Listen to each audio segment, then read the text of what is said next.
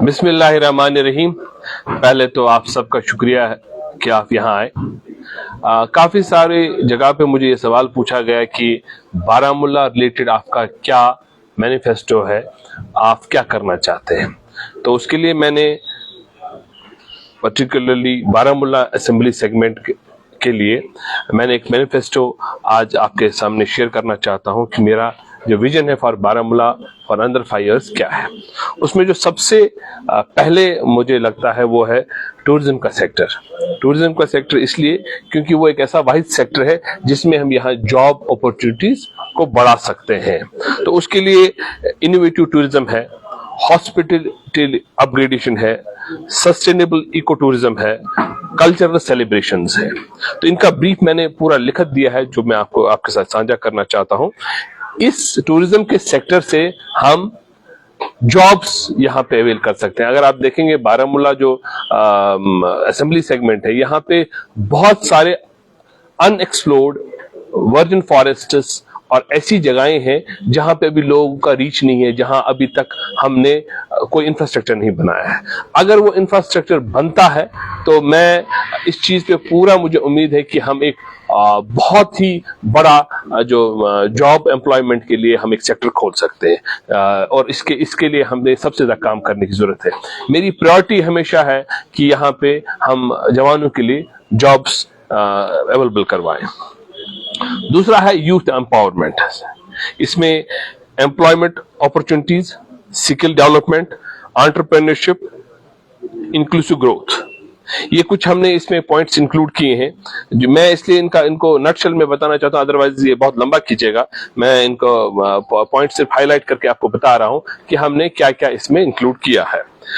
Employment opportunity में हम नई जो स्कीम्स आ रही है, सेंटर स्कीम्स है, उनको लॉन्च करना, उनको प्रॉपरली लोगों तक पहुंचाना, नौजवानों तक पहुंचाना, जिसके जरिए हम उनका रोजगार बढ़ा सकते हैं। स्किल डेवलपमेंट है, establishing vocational training centers for job ready skill in various sectors. Entrepreneurship support जो है, provide financial aid, subsidies and mentorship for young entrepreneurs. Inclusive growth है, implement targeted program for underprivileged communities to ensure their upliftment. अब रहा जो सबसे बड़ा यहाँ पे सवाल है इंफ्रास्ट्रक्चर जो हमारा है, जिसमें बहुत ज्यादा काम करने की जरूरत है। उसमें कनेक्टिविटी इंप्रूवमेंट जो है, development high quality roads and bridges for better accessibility, health care. उसमें जो सबसे बड़ा इस वक्त हमारे पास इंस्टीट्यूशन है वो है transformer JMC Baramulla into A premium hospital with state of art facilities and expert in medical care, जिसकी बहुत जरूरत है। आपको पता होगा कि मेडिकल कॉलेज तो हमें मिला है मगर उसमें जो फैसिलिटीज होनी चाहिए वो नहीं है, उसका फुटफॉल बहुत ज्यादा है और वहां पे कैचमेंट नहीं हो पा रहा है। हमें इसको वसअत देने की जरूरत है, इसको और बड़ा बनाने की जरूरत है, इसको एक नेशनल लेवल का हॉस्पिटल मेडिकल कॉलेज बनाने की बहुत जरूरत है। Skill development entrepreneurship, training institutes हमें बनाने पड़ेंगे पूरे बारामूला में। Establish centres for skill development in key sectors like tourism and agriculture. Agriculture एक बहुत बड़ी अपॉर्चुनिटी मिल सकती है जवानों के लिए। आप अगर देखेंगे आज हाईटेक जो हमारे पास ग्रीन हाउसेज आ रहे हैं, वो उनसे हम जो वेजिटेबल्स है वो पहले हम तैयार कर सकते हैं, मार्केट में पहले आएंगी, उनका भाव बढ़ेगा और हमारे नौजवानों को रोजगार का उससे वसाइल मिल सकते हैं। स्टार्टअप्स जो है, support small business through dedicated hubs particular in tourism and handicraft एक बहुत बड़ा सेक्टर है जिसमें हमें काम करने की जरूरत है, क्योंकि हम अपना जो हमारा हैंडीक्राफ्ट था वो कंप्लीटली अब लोग उससे दूर जा रहे हैं। मगर वो एक ऐसा अपॉर्चुनिटी है जो अगर वो हम फिर से रिवाइव करें तो हमारी तमाम जो सन्नत थी इसकी हैंडीक्राफ्ट की, वो बहुत ज्यादा इकोनॉमी हमें इकोनॉमिकल बूस्ट दे सकती है पूरे इस पूरे हमारे सेक्टर को, उससे माशी हमारी हालत सुधर सकती है। लास्ट में है पीसफुल प्रॉस्पेरिटी। ये सबसे बड़ा इशू है हमारा कि हमारे पास पीस रहना चाहिए। जब पीस होगा तब वो जो ऊपर के प्रोजेक्ट्स हम कर सकते हैं। Employment for stability, create sustainable job opportunity establish for youth to foster peace, social welfare initiatives, implement program benefiting vulnerable programs. और मैं अपनी जो हमारी सरदार बरादरी है उसके लिए मैंने if we are voted to power, AIP is voted to power, हमने ये तय किया है कि हमारे पास कम से कम एक सीट रिजर्व होनी चाहिए सरदार के लिए, जो जब ये लेजिस्लेटिव बनेगी इसमें नॉमिनेट सीट्स है, तो मेरा ये रहेगा कि हम अपनी सरदार बरादरी के लिए कम से कम 8 सीट उनको रिजर्व दें कि उनकी भी रिप्रेजेंटेशन आ सके असेंबली में है। और उनकी जो एक और मांग है कि उनकी पंजाबी लैंग्वेज को introduce Gurmukhi language in education and include Sikhs in Pahari ethnic group for inclusive and growth। ये बहुत जरूरी है कि उनकी पंजाबी लैंग्वेज को प्रिजर्व किया जाए, क्योंकि उनका जो पवित्र ग्रंथ है ग्रंथ साहब वो पंजाबी में ही लिखा है। अगर पंजाबी को स्कूलों में नहीं पढ़ा जाएगा तो एक टाइम आएगा कि वो ग्रंथ पढ़ नहीं पाएंगे, और उससे जो उनके मजहब पे असर पड़ सकता है, उनको आने वाले वक्त में उनकी जो सुबह सुबह गुरबानी करते हैं वो उसमें फर्क पड़ सकता है। तो इसलिए पंजाबी लैंग्वेज को हमें जरूरी पढ़नी, इसको अब कंपलसरी रखना चाहिए, specially for Sikh boys and girl, कि वो पढ़ सकें। वो ये भी मेरा एक इसमें पॉइंट है। In conclusion, let me conclude with this. Let us work together to make our region better. We need to encourage everyone has what they need to live well. It's a shame for me that in this day and age, basic necessity like water, electricity, and good roads are still lacking. But don't worry.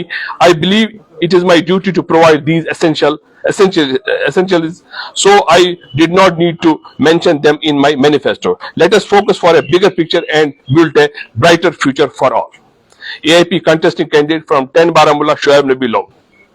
आपका जो manifesto हमने अभी दूसरा पढ़ा, इसमें आप जो हमारा जो कस्बा है, तारीखी कस्बा है, जी जी, तो उसके बारे में आपका इसमें उसकी डेवलपमेंट और उसकी जो शान रफ्ता है वो कैसे बाहर करेंगे इसमें? देखिए, रिगार्डिंग इंफ्रास्ट्रक्चर जो मैंने आपको किया ब्रीफ, मैंने डिटेल आपको मैं आपके साथ साझा करूंगा। उसमें हमारा जो शहर खास है वो सबसे बड़ी प्रायोरिटी, जो मैंने रोड्स के हवाले से आप पूरा लेंगे तो इसमें मैंने लिख दिया है, क्योंकि मैं सारा पढ़ता तो बहुत लंबा चला जाता, तो वो मैंने सारे पॉइंट्स इसमें डाल दिए हैं कि हमारे रोड, ड्रेनेज, हम कैसे बिजली का how we will lower the electricity fare, वो चीजें एक आपको I will share with you on your आपके मोबाइल से भेज दूंगा कि हमारा पूरा जो मैनिफेस्टो का प्रोग्राम है वो कैसे कैसे हम इंप्लीमेंट करेंगे, वो शहर खास के हवाले से हो, वो रूरल के हवाले से हो, या जो बाकी साइड है शहरों का उसके हवाले से, क्योंकि ये बहुत ज्यादा काम है। तो आप इसको मैनिफेस्टो में वन पॉइंट नहीं लिख सकते हैं। तो in general my priority will be development and peace and employment. These are three main manifesto programs for Baramulla if I am voted to power by the people of Baramulla. Sheikh Sahab, अगर हम बारामूला की बात करेंगे, बारामूला में इस वक्त burning issue car part, When we say development, तो उसको जो एलोबरेट करते हैं उनपे ये सारी चीजें आती हैं। जो मॉडर्नाइजेशन डेवलपमेंट है, जिसका लोगों को बहुत सालों से ख्वाब दिखाया गया कि ये चीज आपके बारामूला में होगी, मगर नहीं है। आपको पता, जो आपको भी पता है कि बारामूला में काफी जमीनें हैं जो खाली पड़ी हैं, जो वेस्ट है, मतलब उनमें कहीं पे कोई शेड बना है, 20-30 कनाल खराब है, उनको उन शेड्स को हटाने की जरूरत है, वहां पे पार्किंग बनाने की। और सबसे इंपॉर्टेंट, जब तक आप शहर से जो दफ्तर है उनको थोड़ा शिफ्ट नहीं करेंगे, तब तक आप ये पार्किंग वाला और जैम वाला इशू सॉल्व नहीं कर सकते। इनको एक साइड में ले जाने की जरूरत है, वो वहां से रहेंगे तो जो मार्केट है उसकी ग्लोरी रहेगी। आप अगर देखें किसी भी मॉडर्न शहर में कभी भी दफ्तर मार्केट के अंदर नहीं होते हैं, उससे चौक होता है और उससे मार्केट सारा तितर बितर हो जाता है, ट्रैफिक चल नहीं पाता। हमें एक मॉडर्न बारामूला बनाना है, उसमें और हर मॉडर्न फैसिलिटी होनी चाहिए। पार्किंग इज द पहला, देखिए आप हर आदमी के पास कार है, अगर आप 10 लोग आए तो 10 गाड़ियों से आए हैं, पहले एक गाड़ी से आते थे।